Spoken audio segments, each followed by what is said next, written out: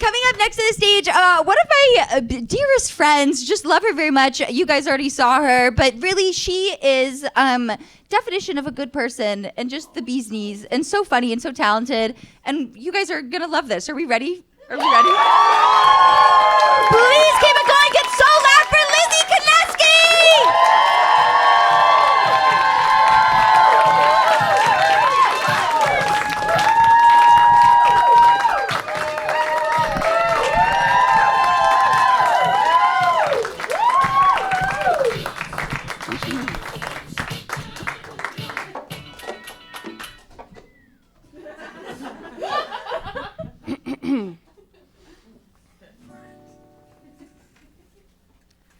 You may have heard the tale of women that other women adore. They yearn for shore for those who build furniture and build them a life of cottagecore.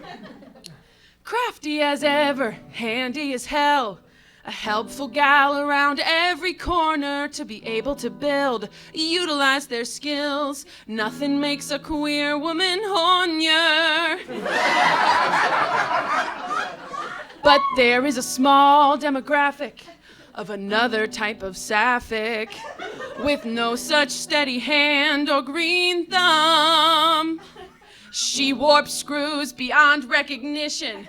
In her car, she floods the ignition because she's rather dumb.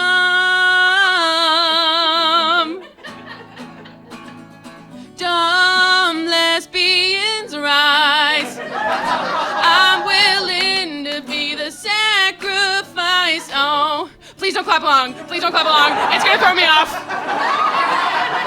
Being gay is hard enough without people assuming that you know how to do stuff.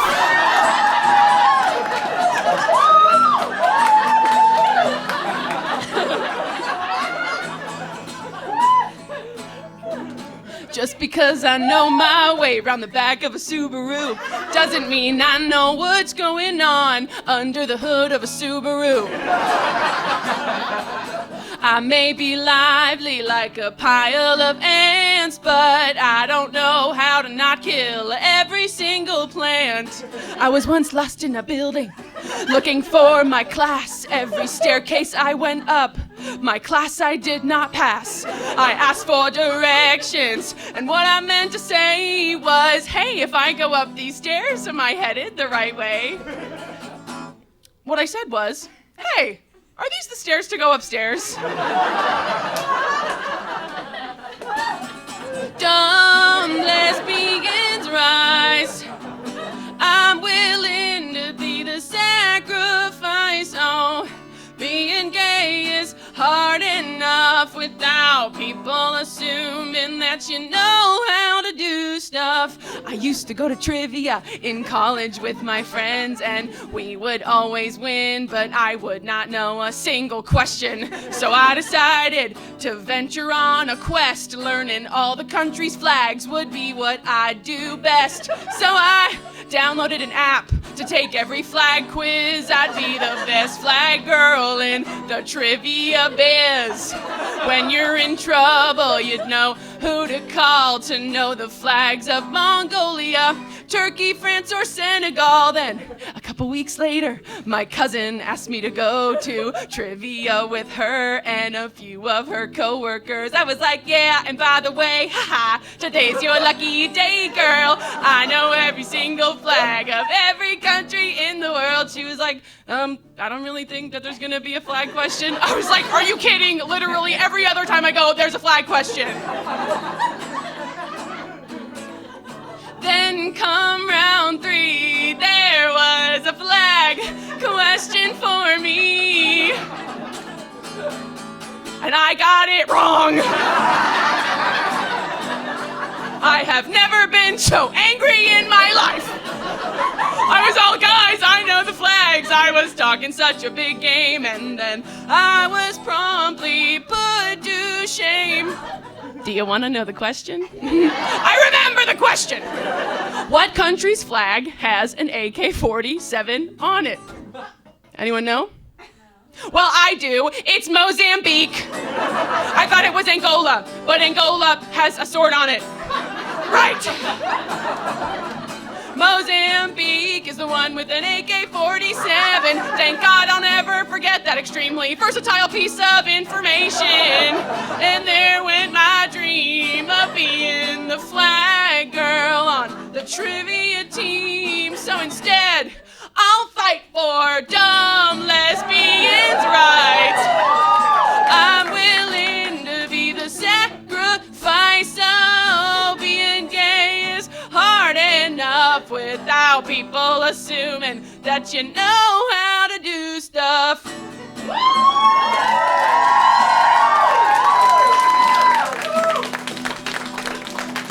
I don't know a goddamn thing. Thank you.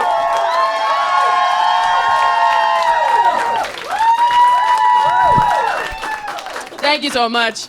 Oh my gosh, who's queer here? Yes, the rest of you will figure it out on your own time. Coming out is not a race, it's a strut. Yeah, I love being gay. It's very fun. I'm a bit of a gay stereotype. Do we know gay stereotypes? Okay, well, you're about to learn one.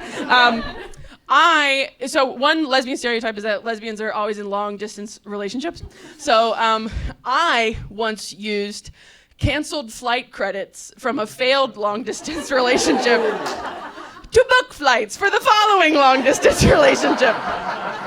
Yeah, don't worry, we broke up too. I broke up with her because she didn't want to be with me. Yeah. I showed her like taking candy from a baby who doesn't want it. So after that, I was in this horrible phase of, this was where I was at. I was like, you know what? From now on, I'm gonna be my weirdest self on dates. And if people don't like that, then they can move along. So I'm about to go on a date and I'm supposed to bring snacks, right? And I'm like, it would be really funny. I had like a divine calling. I was like I have to listen to this impulse. I feel like I should bring a rotisserie chicken. I feel like that'd be really funny. And I couldn't get myself to do it, but I brought it up on the date. I was like, hey, how would you have felt if I brought a rotisserie chicken? They were like, oh, I would love to be eating a rotisserie chicken right now. I was like, I should have brought it. On our second date, cha-ching, I'm gonna bring it. So I planned our second date. I thought, read the Facebook event description, guys, when you go to stuff. I thought I was taking us to a professional dance recital in the park. What I actually took us to was a children's open practice in a parking lot next to the park. We show up homosexually, knowing no one, with a rotisserie chicken to eat with our bare hands. Only giving conservatives the evidence that they want that homosexuals are perverts. And honestly, we had a great time. We had a really fun time. We were like, that's the Maddie of the group for sure. Yeah. For those of you who didn't get that, start watching highbrow television. Anyone who likes their neighborhood? Yes, I like my neighborhood. I've lived in Lincoln Square for a while, about like a year, and twice in the year that I've lived there, someone has posted in a Facebook neighborhood group, hey, I found a chicken. If this is anyone's, you need to come get it. Must be able to prove that it's your chicken. Which means that it's sort of like common culture in our neighborhood that like when you see a chicken, you're like, that could easily become a crime of opportunity. That could easily become a Cinderella thing where people are lining up trying to prove that it's their chicken. I'm gonna make sure I let them know not to come to my door unless they've got proof that it's their chicken. And they all had like cages for, I'm like, do I need to have a cage ready for if I find a chicken? That wasn't in the HOA. I don't know. Another thing that happened in my neighborhood is it was before I lived in the neighborhood. I was like waiting for I was about to go to my friend's house, and this lady pulls up next to me. I'm like standing next to my car, and her window's down. And so I'm just she's gonna talk to me. And she goes, "What's up, bitch?" I said, "Oh, no, thank you." And then she goes, "Yeah, what's up, fat bitch?" And I was like, "Oh, I don't typically go by that, but how could I help you?" And then she was like, "Yeah, you want to fight?" And I was like, "No, the fat bitch doesn't want to fight." Nevertheless, she got out of her car, chased me around, We did the dance that strangers do. And then she does like a quick look around, and then she goes, "Yeah, I know where you live. Move out of this neighborhood." I know. I stood there stunned with the goosebumps walk away she just left me with. And then I go inside to my friend's house, and I'm like, "Hey, why didn't you help me?" And she was like, "What?" "Yeah, it was you." And I was like, "Why didn't you help me?" And she was like, "What are you talking about?" I was like, "You didn't hear that?" And she was like, "What, the children playing?" I was like, "Someone was playing, all right." So we looked it up in the neighborhood groups, and apparently she was like going around and doing this to other women, except she would like run up on them with a bat and then be like, "What would you do if I beat your ass?" Which is hilarious. Bold way to start a conversation. And for some reason, I'm the only one she didn't hit with a bat.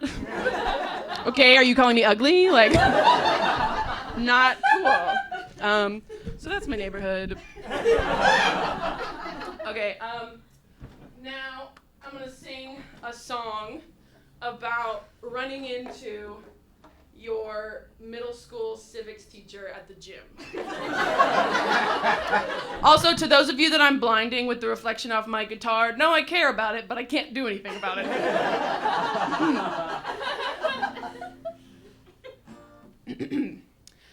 I saw you there. Basketball shorts, kids should not see. Teachers play sports. You watched me mount the elliptical, my primal state. So vulnerable. Oh, then you got on the machine next to me. Now we're so close, both so sweaty. This is so wrong. It's not God's will. There's so many open treadmills.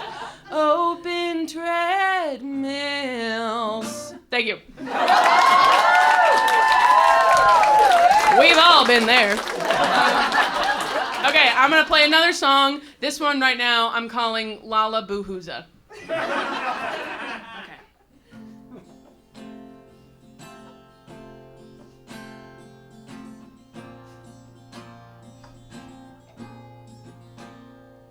I walk through the gates.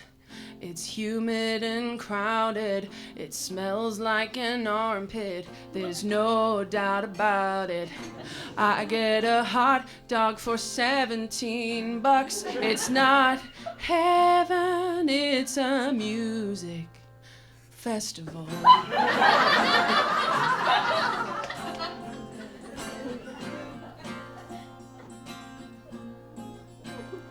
As is often the case at events like these, there's a plethora of concert tees. Some are real plain that I'd never purchase, but there's always one I wanna put on my surface, my skin. Festival merch. I have to get the shirt. I need to get the shirt. What is it worth to go through hell on earth if I can't leave with the proof via a shirt.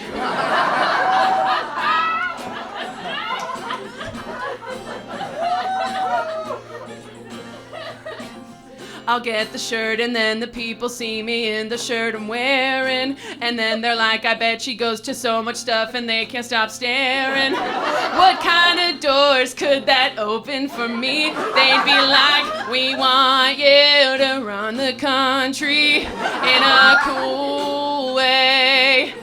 In a super freaking cool way. Day one, there's a really long line. I'll go tomorrow, but not this time. Gonna enjoy the music, enjoy the experience. Yeah, sing it Hosier, you know I'm really feeling ya. Day two, same deal, but I gotta get the shirt. $80 is a steal. They will have my size. I trust in the universe. I'll go to the merch tent, but I will go to Muna first. Now the moment's finally come, and I say, I'll take that one in a medium. I would need a double XL. It's just for the rhyme. Wait, what?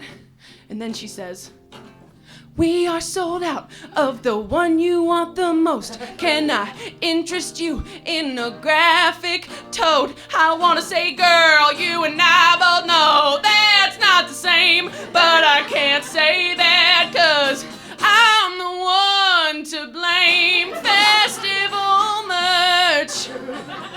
I meant to get the shirt. Now I can't get the shirt. What was it worth to get a bad sunburn that I could have covered up if I frickin' bought the frickin' shirt? Thank you.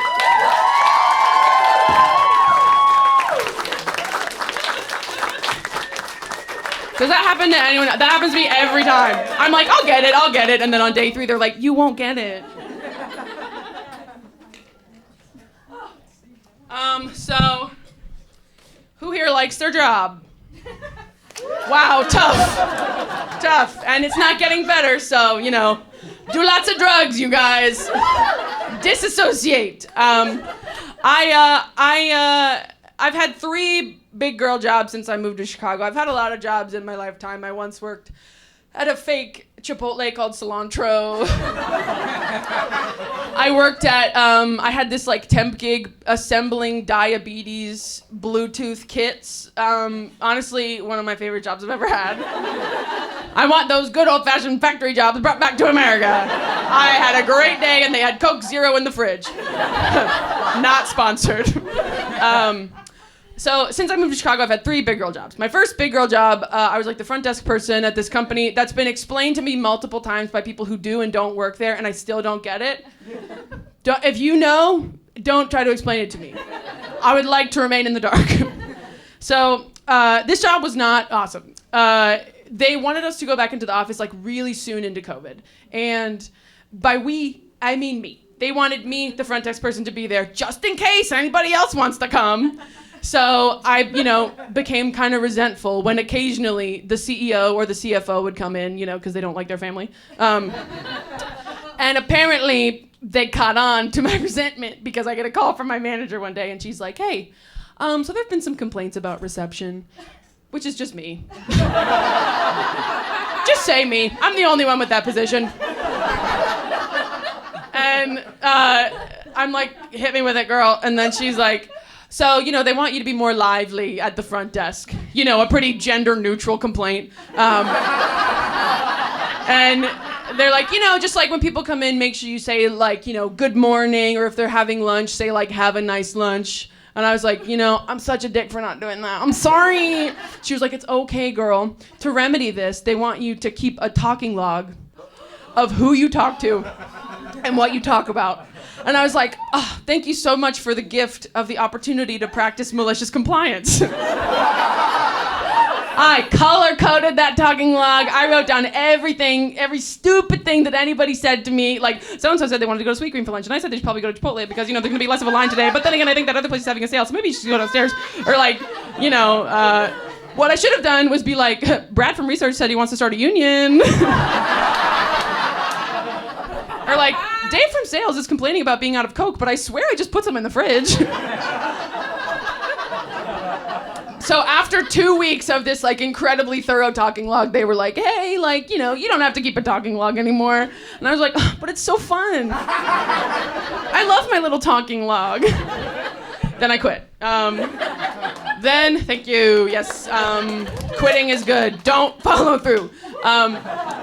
Then my second job, I worked at a university in an engineering school as a front desk person. And that job was fine. One day we were like, for some reason in a meeting, we were looking up the original members of the Blue Man Group. You know how that would typically come up in engineering. But I found this article that said maybe one of the guys who did 9/11 saw the Blue Man Group the night before. Right? Isn't that so sad that the Blue Man Group wasn't enough to redeem America? They should have seen Stomp, you know? The working man's Blue Man Group. And like, crazy if true, does this mean that like the date of 9/11 was hinging on this guy's Blue Man Group ticket? He was like, you guys, we have to do it on the 11th, on the 10th. I am seeing Blue Man Group. I've been talking about this for a long time, you guys. You have to give me this. And, you know, like, gosh, maybe if the, like, performers had known, maybe things could have been different, you know? Like, the director could have gone back before and been like, hey, you guys, like, you know, break a leg tonight. I don't want to stress you out at all, but there's some really important people in the audience. So, like, you know, give it your all. And then, you know, I'm picturing, like, they're in the plane, you know, at this point, and, you know, he's sitting there driving, he's like, don't. And then the other guy's like, whoa, what's going on with you? And he's like, oh, sorry, I saw Blue Man Group last night. Oh my God, no way, how was it? Honestly, really good. Really good. I would go see it again if you, well. He's like, good one.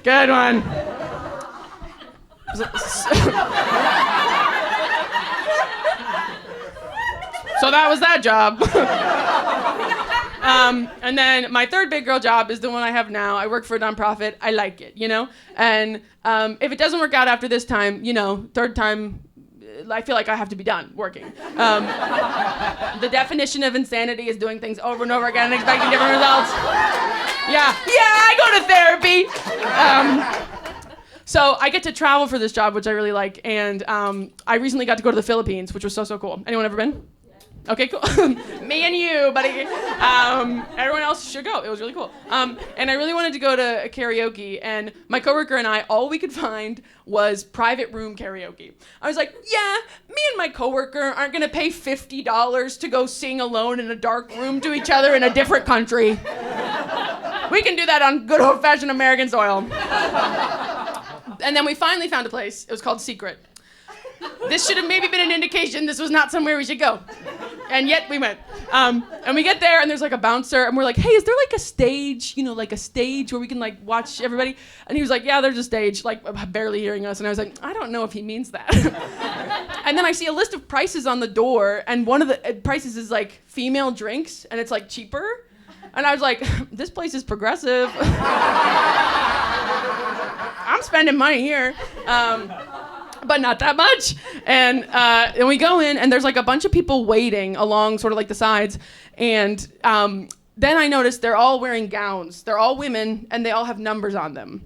And then the guy running the place turns to us, and he goes, okay, sir, to my coworker. And then all the women stand up and turn toward us, like for us to choose one. And then I say to the guy, you know what? We'll be right back. I'll tell you what, we did not go back. And then the next morning we were like talking to our other coworkers at breakfast. We were like, so goofy, crazy time last night. And then one of my coworkers was like, oh my gosh, actually, like, I know what that is. It's like a thing where, you know, you like pick a woman for the evening and you just like hang out with her and you know, she just makes conversation. She's like there for company. And, you know, you like, she makes money based on like how many drinks you buy. And she like sings also. And I was like, wow, thank you so much for telling me that. Unfortunately, I'm gonna have to quit because I just found my dream job.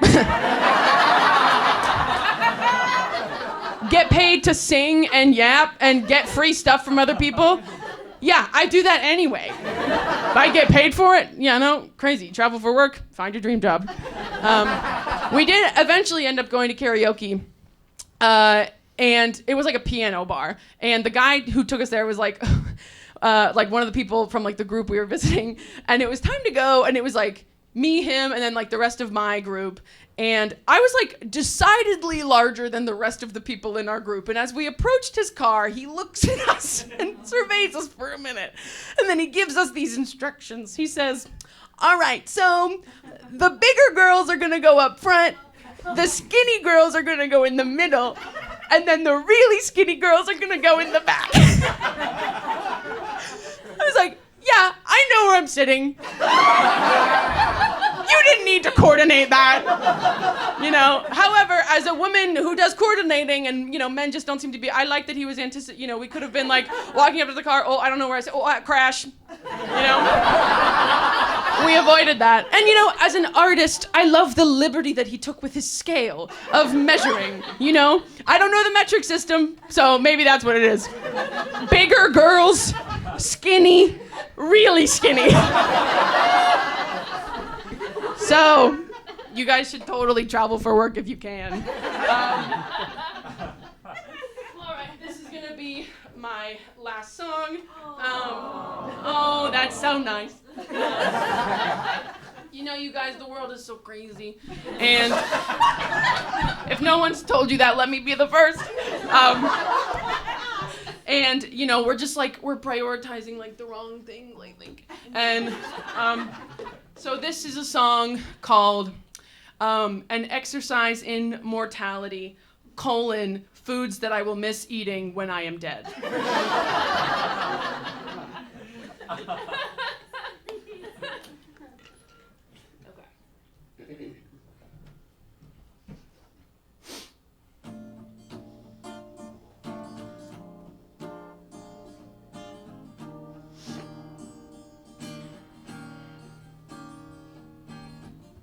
There's nothing I'd like more than to eat, oh, a spicy, delicious breakfast burrito.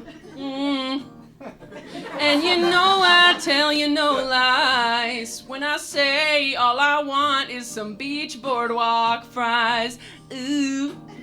Not just the ones with salt, the ones with vinegar, malt, and a funnel cake, a real nice looker, one that is covered in a lot of powdered sugar. I find myself in a blissful haze with tomato, mozzarella, balsamic glaze, and if that hasn't already got ya, I'm putting those babies on a slice of focaccia. Bread. When I'm gone and I'm nothing more than a blow of the breeze, I'll miss slurping down tomato soup and grilled cheese. I'm not gonna miss holding hands with lovers, no. I'm gonna miss popcorn with movie theater butter. Something that makes me want to spin around and do a pirouette is an egg salad sandwich with a can of Coke Zero Sweat. And on a hot day sends me to the shade where I sip slightly slowly on some sweet lemonade. Could spend the whole day doing things that I'll forget if I can end it with a box of dark chocolate covered Raisinets. Cause they are refined, and if you don't think so, you can shove it. When I'm gone and I'm nothing more than the clop of a horse hoof, I'll miss going to Kroger and filling my cart with Cheez-It grooves. I'm not gonna miss massive milestones or flashbulb memories. I'm gonna miss black bean salsa, chips, and cheddar cheese. Yeah. I may be in the minority, but tropical dots are my favorite candy. I had them for the first time at a birthday party in the back of a pizza place. I won them by eating powdered donuts off of a string, and I was like, oh my God, how have I never had tropical dots before?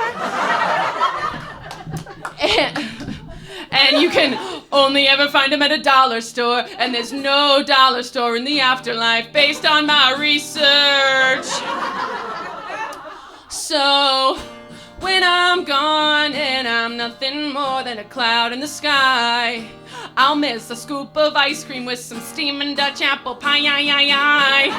I'm not gonna miss the big moments that can only happen once. I'll miss having my meals, breakfast, dinner, and lunch. Thank you guys so much!